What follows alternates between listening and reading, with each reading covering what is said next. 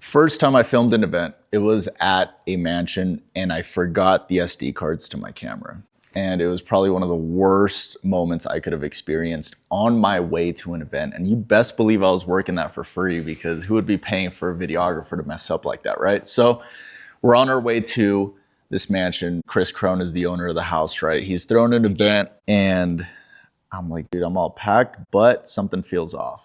And that's where I forgot the SD cards to my camera. And yes, I was around a lot of big names, but that doesn't mean that I wasn't still a rookie. And at the end of the day, it was a very vulnerable moment, but I just knew that that had to happen in order to actually progress to the next step, because most people don't really look at their mistakes as something that's going to advance them to level 2 or level 3 or wherever you're at. But at that moment, I told the guy that I was with, right? I was a videographer for this guy that attended that event. I think it was like $5K a ticket just to even get in that room. I told him, I'm like, dude, I forgot the SD cards, bro. He's like, man, rookie mistake right there, right? But I was working for free at the time, because even then I didn't think I needed experience, but that's just my unhumble attitude that's telling you, oh, you should be getting paid or whatever. No, man, I'm glad I worked for free, because at the end of the day, I wouldn't know all the settings and the technicality that it takes to film an event on your own or have a team member under you. And that's exactly what happened last Saturday. Is we filmed an event.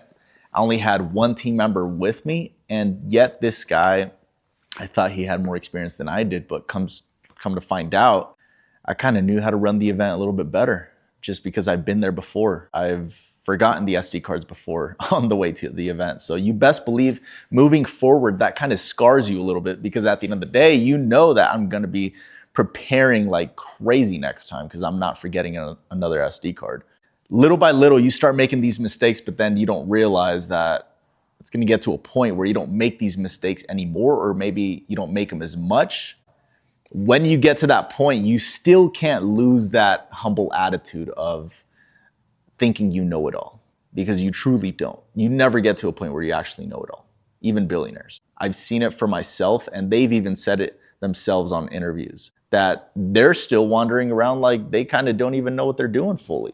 But you always got to get into that space where you're improving more and more and more, because then if not, you're going to stay stagnant and just decline. So when I was at this mansion, I met a lot of people that were pretty solid names in the marketing and real estate space. And Chris Crone was one of them. And so just being at that house, it was almost life-changing, because I'm seeing a different environment. And yes, I got my foot in the door by working for free, but at the end of the day, I was like, I need to make a contact or two being here. I mean, if I came here and never came back, what a fucking shame that would be, right? Just to not leave with a contact. I'm doing my runs, taking my video clips in this mansion, and it's a 2-day event. And so I meet a few people in there, obviously very successful people, and I start talking to them a little bit more and more and more, and come to find out, there's a lot of rich people that are actually into psychedelics, believe it or not. And most people think that rich people are like these A+ students that, you know, went to fucking college or whatever. No, they're actually the C students. They just kind of have that street smarts of like finding a way around that's going to make profit, right? But legally. And so looking at these guys, I'm like, damn, they really hold themselves differently around here. But I said to myself, I need to leave with a contact or I fucking failed. So I need one of these millionaire motherfuckers to give me their number, or I need a contact, I need a client. Because at the time, I wanted to start the video business, but I didn't have it in me.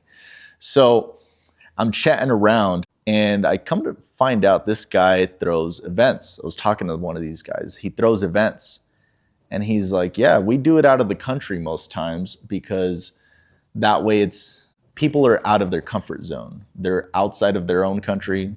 They're not hearing their own language being spoken in the country they're at for this event. And we always do it at a hotel, and they sleep in that hotel. That way no one's late to the event, right? That's what this guy was telling me. And so I knew he was a rich guy just because he was in the room. And I knew he was rich because he was old and in the room. And so that's when I knew for a fact I was talking to the right person. So he saw me with my video camera. I was actually getting some clips of him, and he tells me, so what are you doing with your video business? And at the time, I didn't really have much of a business. I just had a camera and fucking dream, you could call it. but I just ran into the right people. And I was like, I'm just trying to, get some clients and get some good footage and, make some people happy with some video, right? And so he's like, okay. And ever since I worked at a fine dining restaurant as a waiter, I started getting to know these rich people and started talking to rich people. And then I would know how to talk to them in a way that intrigues them and in a way that makes me look like I'm the bigger person here, yet they're richer than me. So that's how I was talking to him. And then he tells me, okay, so have you ever filmed events before? I'm right here, right now. He's like, no, but I mean like you filming a full event, not going with a speaker to film him. I'm like, I could probably put something together. I was like, would you happen to know anyone that needs some video? And he's like, maybe I do for my events. And I was like, okay, tell me about your event. Well, he's like, first of all, yes, like I told you, it's out of the country.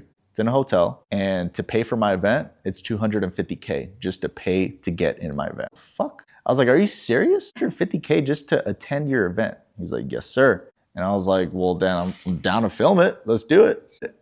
Come to find out, he gets a lot of commercial real estate investors together and teaches them about commercial real estate, apparently. But the biggest learning lesson in speaking to him is that you really don't know how much money is out there in the world until you get to know some price tags that are pretty high ticket, like this guy's event, for example. The event that I was at that I'm telling you about, this mansion with Chris Crone, right? That was like, I think a $5,000 ticket event. And so you start getting your foot in these rooms.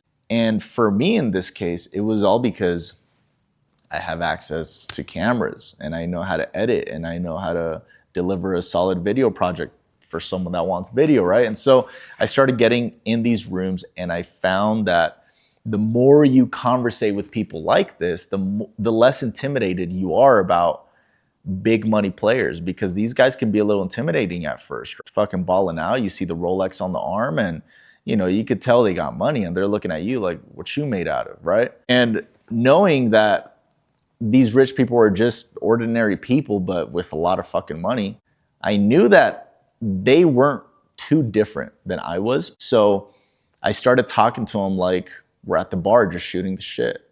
And they seem to enjoy that more because they don't have someone sticking by their side, asking all these questions, saying, hey, I want to learn from you just because you got a lot of money, right? They think that shit's kind of annoying. And when you start talking to them in a way where it's like, sup, dude? They kind of respect it a little bit more because they know you're not just kissing their ass for one thing. And being in an event where you got a lot of people around you that, it's just like, there's a lot of people that are in that room that paid a lot of money to be in that room. Just being in a room like that kind of forces you a little bit, kind of like lights a fire on your ass a little bit to want to get a contact out of that event, because it's like, why did you pay all that money for just to be in the room and not get anything out of it? Well, either you're speaking or you're making a contact one way or another. But I knew for a fact that I maybe wasn't going to be back at this mansion. And so I was like, I might as well squeeze out all the juice that I can, because I'm going to need a contact or two leaving out of this. And I got all this footage. There was a helicopter that landed on their driveway, all types of crazy things happening. And at the end of the day, I'm just thinking it was real estate that made it all happen for this guy. Real estate investing is what gave this guy the money to have the mansion. And so I looked at all the people that are following him and I was like, imagine being in his shoes, putting an event together, having all these people that follow you on YouTube and on all these social media platforms come together, come to your house, first of all, gated community. And this is all because of real estate, right? Or all because of he knows how to put people together. At the end of the day, it's not about how many connections you have, but how much energy you have to make those connections. Because in this case, if I wouldn't have had the energy to get some contacts out of that event, out of fucking mansion, shame on me, right? And at that point, I'm just lazy if I'm not getting a contact out of that event, right? And so it was the same thing. The reason why it was so easy for me to get these contacts at these events is because it was the same exact thing for me when I was working at the restaurant. The fine dining Italian restaurant I was working at, with all these rich people coming in with their families, Lambos, Ferraris pulling up in the parking lot. I already knew how to talk to them because they were my tables, right? They were the clients that I was serving at that restaurant that I worked at as a server. So when it came to being outside of that restaurant and now I'm at an event with a bunch of rich people, it's like I apply the same principles. I used to be the waiter and I used to be like, hey, my name's Alex, like, how can I serve you, whatever, right? And so I would shoot the shit with them at the end, and then I'd get the contact at the end. And no other server in that restaurant was doing that but me. And I was starting to collect these contacts, and that's where I landed my first 5K deal, was me being a server, because I obviously knew how to shoot the shit with them. So with that being said, I applied the same thing to this mansion event that I was at where I forgot the fucking SD cards.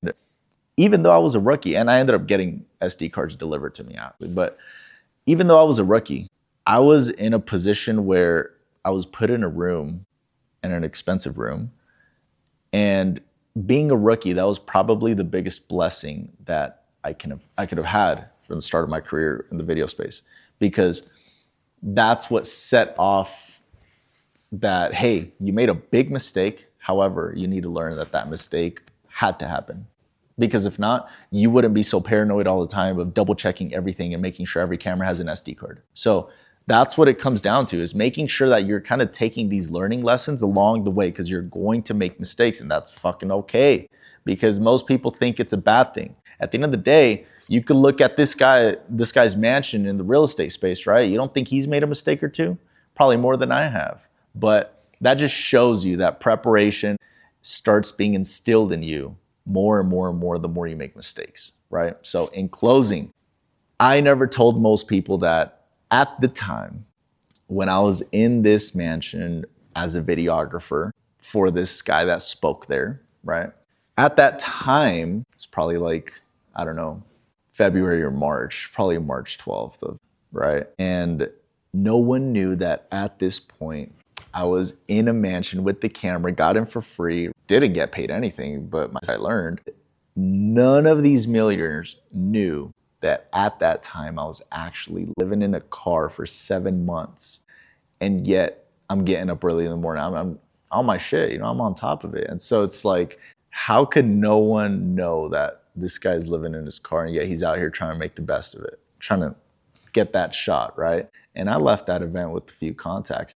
Had me live at his place for like 49 days out in Idaho, and it was great and learned a lot. And honestly, if it wasn't for any of the free work that I've done, and by free work, I mean I didn't get paid $1.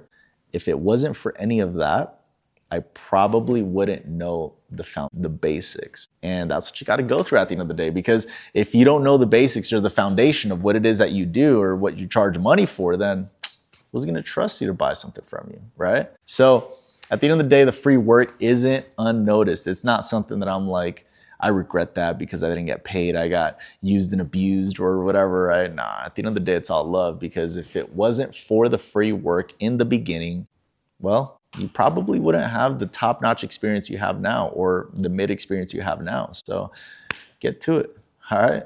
Let's go, giddy up. Look up Alex, at Look Up Alex, all right? Let me know what you think of this one, because at the end of the day, all that matters is that it was helpful.